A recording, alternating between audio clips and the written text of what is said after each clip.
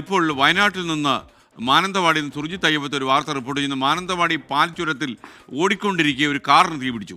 8 മണിയോടെയാണ് കണ്ണൂരിൽ നിന്ന് വരികയായിരുന്ന ഒരു കാറിന് തീപിടിച്ചത്. കാറിലുണ്ടായിരുന്ന ആളുകൾ ഇറങ്ങി ഓടിയതുകൊണ്ട് അപകടത്തിൽപ്പെട്ടില്ല. ഇപ്പോൾ കാണുന്ന ദൃശ്യം അതിൻ്റേതാണ്.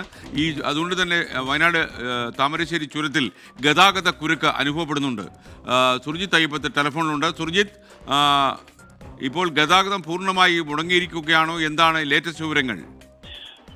ഇത് പാൽച്ചുരത്തിലാണ് ഈ ഒരു സംഭവം. കണ്ണൂരിലേക്ക് പോകുന്ന ആ വഴിയാണ് പാൽച്ചുരം എന്ന് പറയുന്നത്. അവിടെയാണ് ഇങ്ങനെ ഒരു കാർ കത്തുന്ന ഒരു സംഭവം ഉണ്ടായിരിക്കുന്നത്. പനമരം സ്വദേശികളായിട്ടുള്ള 4 അംഗ കുടുംബമാണ് യാത്ര ചെയ്തിരുന്നത് എന്നുള്ളതാണ് ലഭ്യമാകുന്ന വിവരം.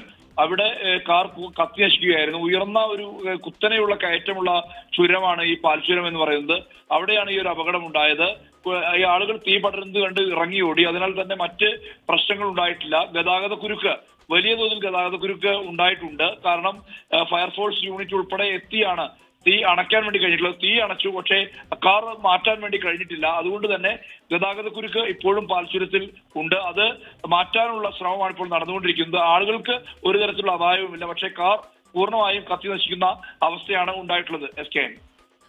ഓക്കെ, വയനാട്ടിൽ നിന്നുള്ള വിവരമാണ്. മാനന്തവാടിയിലാണ് ഓടിക്കൊണ്ടിരുന്ന കാറിന് തീപിടിച്ചെന്തായാലും ഭാഗ്യം, ആളുകൾക്കൊന്നും ഒരു അപകടം ഉണ്ടായില്ല.